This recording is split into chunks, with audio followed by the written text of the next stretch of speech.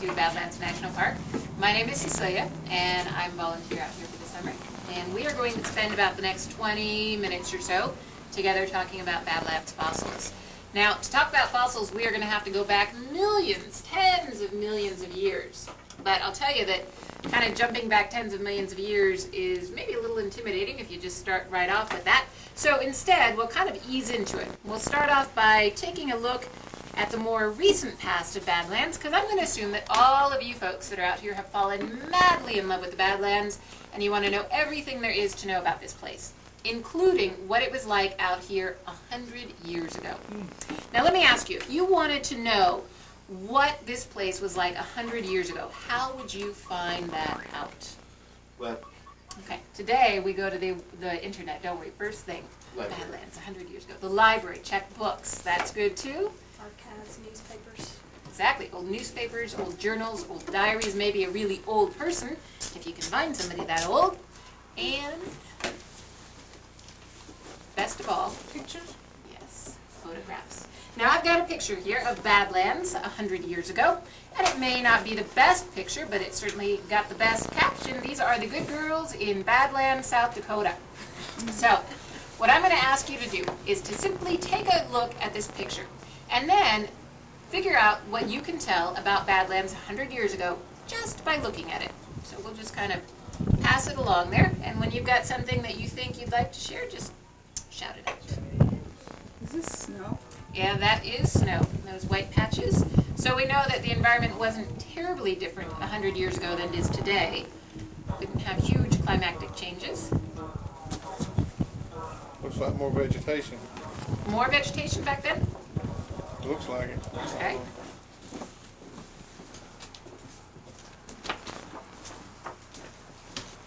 I didn't notice the lodge in that picture. Yeah, you know, that's one thing I always think of when I look at it. There are not a lot of neighbors in that picture. It looks like a pretty lonely life out here at Badlands 100 years ago. What else do you guys see? So maybe some of the formations have changed a little bit, either gotten higher or maybe gotten lower. Anything else? But then again, it hasn't changed. So to you, in some ways, the background at least looks a lot like it does today. Well, I'll tell you, the other thing that I see is there are no trees here. And I think about that snow on the ground in these cold winters, and I wonder how these poor people manage to survive. But look at that. Just in what, less than 5 minutes, we have gotten a fair idea of what life was like out at Badlands 100 years ago just by looking at a picture. Pictures are great for helping us understand the past, but we run into a problem because if we go back more than about 200 years, no photographs. We go back a couple of thousand years, there aren't even any paintings to help us understand what life used to be like. So how do we learn about the distant past? Well, fossils. Fossils are like photographs that show us what an area, what a place used to be like. Today we are going to take a look at some of our Badlands fossils to figure out what this area used to be like, but before we do that, let's kind of decide together what a fossil is. What definition would you offer if somebody said, what's a fossil?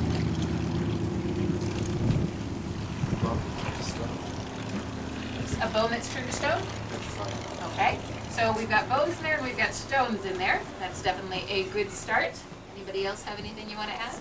Preservation of a previous life. Okay, so something that tells us, reminds us, shows us something about the past life. That's great. Well, I'll tell you what, you guys are all on the right track. I'm going to kind of sum everything up by giving you a little definition that I stole from somebody else. It tells you what a fossil is by using the letters in the word fossil. So, a fossil is a fairly old sedimentary stone indicating life. And if we take each of those and just quickly look at them, fairly old, well, generally, paleontologists, the people who study fossils, say that a fossil should be at least 10,000 years old. Now, some paleontologists fudge a little on that number, but that's the basic idea. Fairly old sedimentary stone tells you where you're going to find a fossil. If you're looking at sedimentary stones, things made out of sand or dirt or mud or seashells, good chance. If you're looking at a volcanic area, like, let's say, Hawaii volcanoes, you're wasting your time. Because when the lava came out, it incinerated whatever life was there. No record left. And if you're looking at metamorphic rocks, kind of the same idea. They've been twisted and they've been changed, and if there was anything in there, it's probably been pretty well distorted. So fairly old sedimentary stone indicating life. And like you folks said, a fossil is a preserved piece of an ancient plant or animal. So it shows us what life used to be like. Now, fossils are like photographs in more than that they just show us the past, but just like a photograph, a fossil has to go through a process. You know, I see visitors out here all the time with their cameras, but I bet that nobody here would take a picture of Badlands formations today on this beautiful afternoon, and then open up your camera, pull out the film, and say to your traveling companion, look at my beautiful picture that I just took of the Badlands. Because you know you have to send it in, it has to go through the chemicals, etc., etc. Well, it's the same idea with a fossil. If you guys have, let's say, chicken tonight, and there's a chicken bone in that chicken, you can't put that chicken bone on your mantelpiece, come back in 10,000 years, and say, look at my wonderful chicken fossil. You have to follow a process. So, I'll tell you what, let's do a little how to make a fossil show. And I'm going to ask this young man to pick our future fossil. It will be the lion, he has decided. So, as the star of the How to Make a Fossil show, our lion's big role is to basically just keel over and die right there on his little pile of earth. Now, at this point, do you think this lion has much chance of becoming a fossil? No. How come? Bacteria and all kinds of stuff break it down. Exactly. Bacteria and fungi are going to start growing on this animal and causing it to decompose, and if it's left, within a few years, there'll probably be nothing left of this animal. Plus, another animal may come along and say, yum, this looks like dinner. Tear off a leg, carry it away. This animal is kind of like your leftovers after dinner. You know, you have dinner tonight, you don't leave it sitting out on the counter. You want to preserve it, so you wrap it up in some saran wrap, cut off the bacteria, or cut off the oxygen so the bacteria and the fungi can't start growing, put it in the refrigerator, preserve it. Same idea here. We need some natural saran wrap to preserve this lion so that he can become a fossil. One of nature's best saran wraps is mud. So I'm going to ask you guys to all pretend that this lion has died near a river, and that river floods, and here comes the mud, covers that lion over. Well, with each successive flood, that lion's going to get covered more, and end up deeper underneath the surface of the earth, which is also to its benefit as a future fossil, because this lion needs to have water percolating through its bones. And that water carries minerals, and those minerals are going to be deposited in the lion's bones, changing the bones from organic material to sort of stone bones, something that's going to be more durable. Well, you let the proper amount of time pass, and indeed you have a fossil. But at this point, this fossil cannot teach us anything about the past, because any one of us would walk right by and never even know it was there. You need a little erosion to come along and reveal your fossil. And then paleontologists, the folks that study fossils, can actually learn from this animal, or this now fossil. And I'll tell you, if you guys think that an animal's chance of becoming a fossil is good, well, I'll tell you, you each have a much higher chance of winning the lottery than any animal does of becoming a fossil. It is believed that less than 0.1% of all animals thought to have existed over the entire span of time exist in the fossil record. So it's a little miracle each time it happens. And out here at Badlands, we're lucky because that little miracle has happened numerous times. So let's take a look at some of our Badlands fossils and read them, just as we might a photograph. We'll start with this pretty fossil. Now, I'm going to ask you, just like I did with a photograph, have you ever seen, what can you tell by looking at this fossil? Have you seen anything today in your lifetime that looks like this? It's similar to one of the things that grow on a tree that look like a mushroom. Yeah, those things that kind of grow sideways like that on the trees. That's a good guess. Anybody else? What do you think?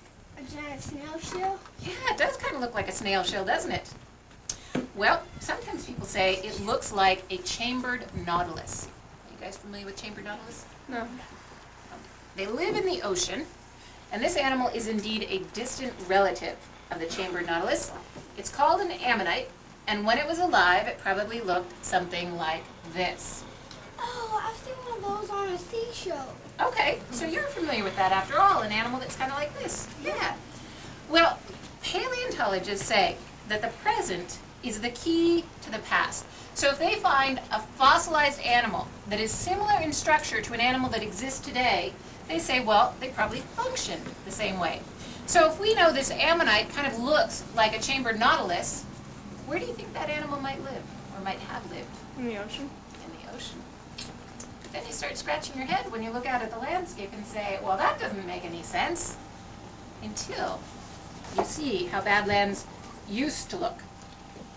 We are right down here, just about where my finger is, and you'll notice that about 100 million years ago, Badlands was underwater as the Western Interior Seaway. So indeed, animals like the chambered nautilus that lived, or that live in water, could indeed have survived here. In fact, if you guys had been out here about 100 million years ago, you would have left your hiking boots at home, you would have brought your swimsuit, and definitely your camera, because not only were there chambered nautilus, there were also aquatic reptiles, like the mosasaur, a huge aquatic lizard-like animal. And as you can see by looking at this photograph, or this drawing, there were much more ordinary, common sea animals, like fish, and of course our mollusks. So, how many of you just spent the afternoon sitting by the ocean side under a big umbrella, enjoying the sun and the lapping of the waves? Nobody, right? Because this ocean is long gone. About 65 million years ago, this whole area began to change.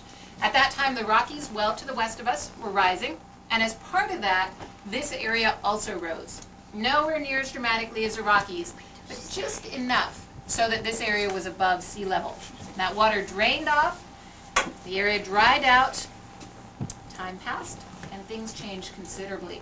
In fact, within a few million years, you never would have known that this used to be underwater, because at that time there was an animal wandering around here that had a jawbone and teeth like these. Now when you look at this jawbone and those teeth, what can you figure out about this animal? It's a plant eater. How do you know? Because it's got molars instead of sharp teeth. Okay, it's got fairly flat teeth back there, right? And they're actually fairly soft teeth also. Now what? And a buffalo is a plant eater, and it looks sort of like a buffalo jaw. So you compare it to animals that live today and you see certain similarities. That's great. That's exactly what paleontologists do. Good job. Now I think I heard somebody else say something about what you can tell about this animal just by looking at its jaw. It's a big one? It's really big. I mean, compare it to our jaws. This animal is huge. In fact, this animal was a very large mammal called a titanothere. This animal probably stood about 7 feet at the shoulder, 14 feet nose to tail. And in case those numbers don't quite mean anything to you, let me show you how big he was. We've got a picture of a titanothere skull next to a tiny little girl, and you can see that this was indeed a large animal. So you start thinking, if this large animal was a leaf eater, because with these flat teeth he had to eat pretty soft stuff, there had to be a lot of trees with a lot of leaves to support a bulk like that. And then I can tell you that associated with these titanothere fossils, we have found the fossilized bones of alligators. Now how many of you folks have seen an alligator out here in South Dakota? Nobody.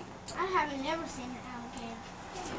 No, So- and instead at the zoo. At the and zoo. Sunshine. Yeah, but I'll tell you, look and look and look, you're just not gonna find an alligator out here in South Dakota. You know why?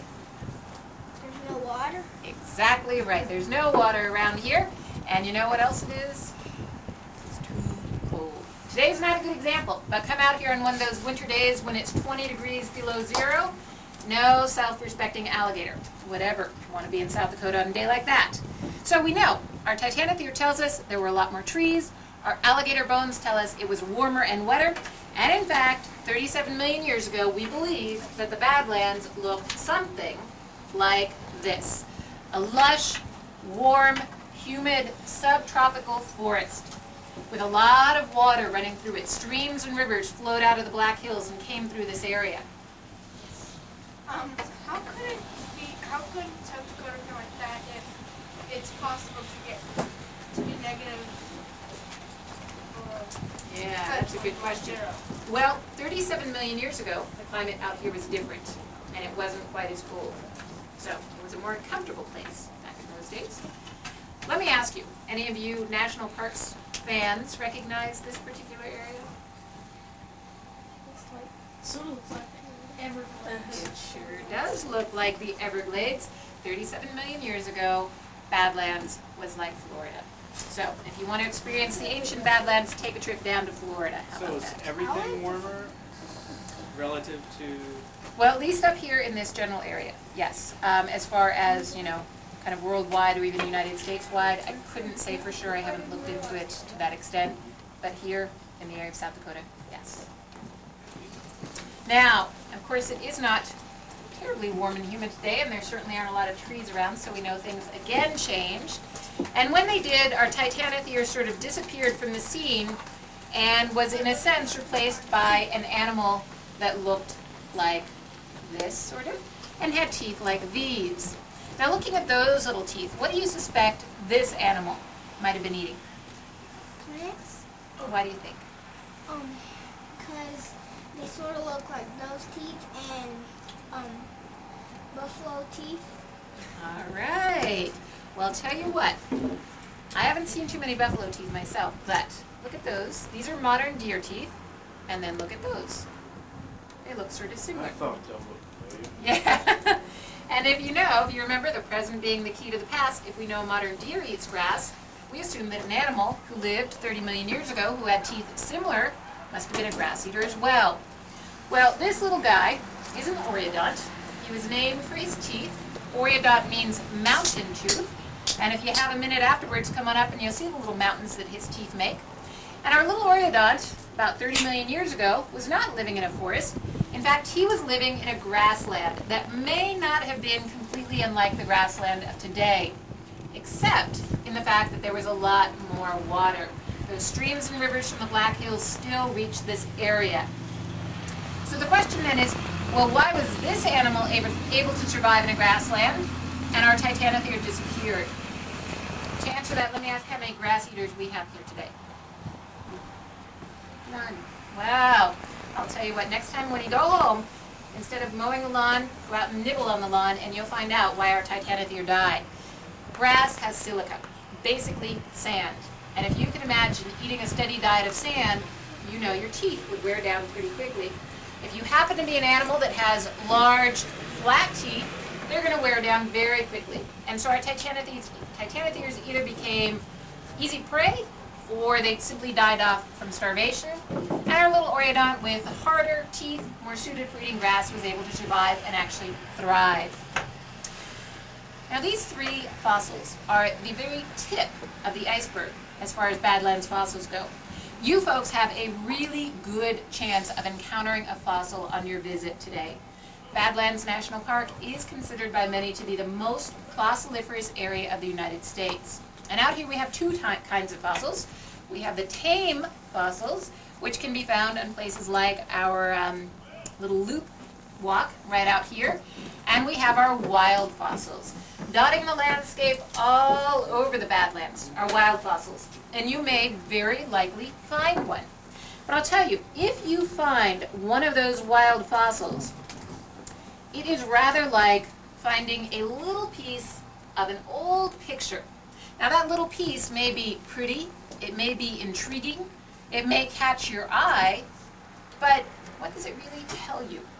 You need to have all the other little pieces, and when you put them all together, you solve the puzzle. But if you take one little piece home with you, then this puzzle may never be solved. And I can tell you that there are paleontologists out here at Badlands trying to solve these puzzles, using the fossils, trying to figure out the past by looking at our fossils. And they need all the little pieces. If you folks do have the good fortune of encountering a fossil, I would ask that you also encounter a paleontological site report. We want to know what you found, we want to know where it was, we want to be able to investigate this. And if you think, oh, what difference does one little fossil that I find make? I'll tell you a quick story. About 11 years ago, over at the Kanata Picnic Grounds, two visitors, just like any two of you, were enjoying lunch, and then they decided to go for a hike. As they began their hike, they noticed some bones sticking up out of the ground. They reported those bones to a park ranger, and that discovery turned out to be the Big Pig Dig, a paleontological dig that has gone on every summer since 1993, and theoretically could go on for another 50 years. And what we're finding out there is giving us a much better idea of what Badlands was like in the past.